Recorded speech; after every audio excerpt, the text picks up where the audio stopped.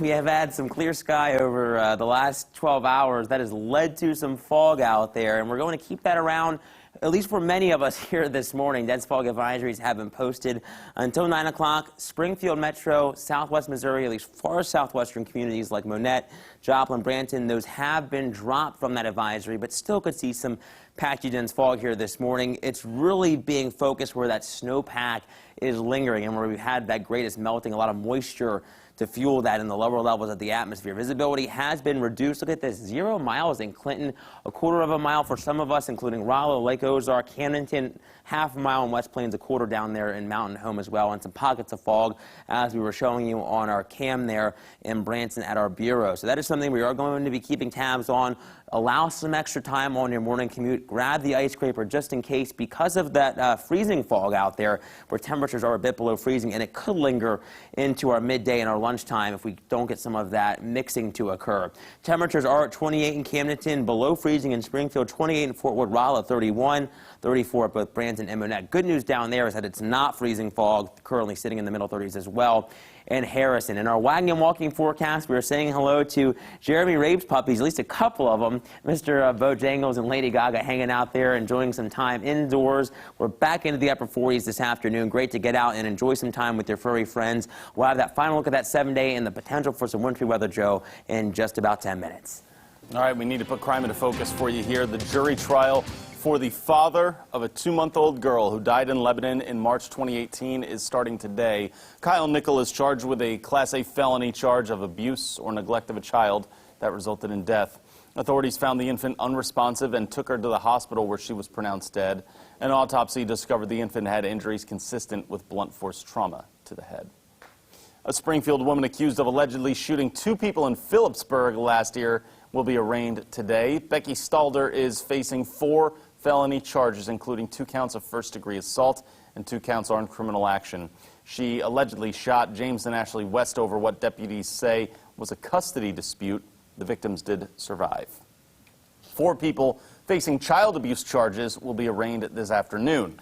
Dessa Barton and William McClendon, as well as William's mother and her boyfriend, Catherine Cost and Richard Hilliker, were charged after a 4-year-old boy was found unresponsive at a house on Highway K in Billings last year. The child was allegedly abused, malnourished, and even caged in a wooden crate. All 4 suspects continue to be held in the Stone County Jail on a $50,000 bond. We've got an update on our coronavirus vaccine coverage for you now. Missouri Governor Mike Parson says the state expects the delivery of 73,000 more vaccines this week. More than 89,000 have gotten the shot so far, and those people will start to get their second dose this week. Missouri is currently in Phase 1A of vaccine distribution, which prioritizes long-term care facility staff and residents, and also healthcare workers. An assistant Jackson County, Missouri prosecutor in the Special Victims Unit has died from COVID-19.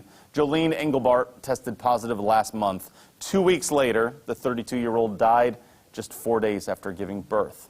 Friends and coworkers are now surrounding her new baby with some love. She made everyone in the room feel so important and like they mattered. And so my hope for him is that while his mom can't physically be here to do that, that there are other people in his life that will make sure he gets those same feelings that his mom was able to give to so many other people. Her coworkers are collecting special memories for a scrapbook to eventually give to her child.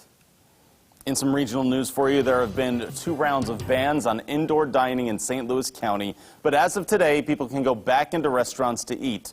Places are required to stop service at 10 o'clock. Carry-out and delivery are not subject to that curfew, though.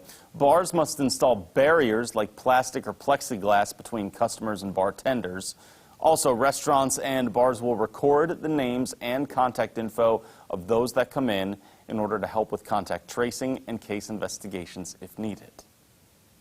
One of the most important things about having the restaurants reopen again is to support all the galleries and retail stores and clothing boutiques and record stores and all. That's what makes St. Louis and the Delmar Loop so cool. All these individual places that really have their own personalities. And we're back. We're back. County Executive Sam Page says indoor dining can take place because COVID numbers are heading in the right direction, but the indoor dining still does pose some risks. A curfew for Arkansas businesses selling alcohol will remain in effect for at least the next month. Health Secretary Dr. Jose Romero says it's necessary to extend the 11 p.m. closing time until February 3rd to help control the spread there. And restrictions tighten on indoor venues in Arkansas, too. Anyone planning on hosting 10 or more people will need to have a plan approved by the Department of Health to make sure the venue is safe. Previously, venues only needed approval if they hosted more than 100 people. The new issue does not apply to churches or restaurants.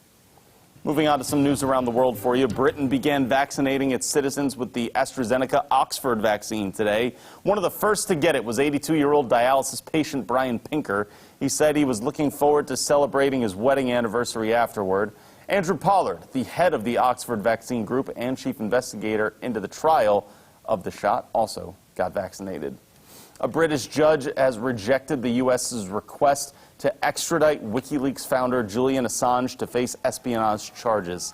Prosecutors indicted him on 17 charges and one charge of computer misuse that carry a max sentence of 175 years in prison. The judge says Assange would likely commit suicide if sent to the U.S. The Justice Department plans to appeal. Search crews are unsuccessful in looking for survivors after a landslide decimated a small village in Norway. 5 days later, authorities say there are still no signs of life. So far, rescue teams have discovered at least 6 bodies in the debris there. More than 1,000 people in the surrounding area have been evacuated. Officials are declaring this the worst landslide to ever hit Norway. In some other news around America, Jeopardy host Alex Trebek will be seen on the air with his final 5 episodes airing this week, starting today. He hosted the show more than 36 years. His final episode will also feature a tribute to him. You'll recall, Trebek died of pancreatic cancer in November. The host announced his cancer battle nearly 2 years prior, but still managed to tape episodes before passing away at the age of 80. Let's take a look now at what's coming up for you on CBS This Morning. Coming up, the potentially explosive impact of President Trump's phone call seeking to overturn Georgia's election results. Plus, doctors protecting doctors, why state medical boards sometimes look the other way when patients get injured. Coming up on CBS This Morning. And we take a look at some of the things trending right now. The NFL just finished its regular season. The playoff picture set up, TJ. Take a look at the bracket that you see here. Take a look on the left side. You see the Chiefs. Who do they play? We don't know. No opponent. That's good. That means the Chiefs, the only team in the AFC to get the first round bye. Yes. They're 14-2.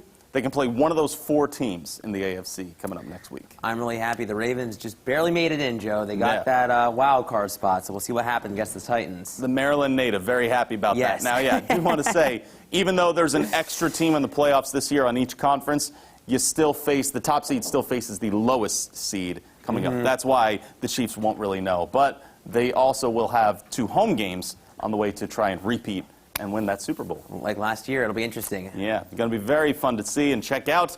We're getting that playoff football weather around here, too, which just basically means it's cold a lot, right? Yeah. Heading into this weekend, we're going to have that around, so it'll be great to be indoors watching some football. We're tracking another system, Joe, that could bring some wintry weather Wednesday into Thursday, so we'll be keeping tabs on that. Some minor accumulations of snow possible once again. Temperatures will be marginal, but close enough to freezing. We'll have the cold air support in the upper levels of the atmosphere, too.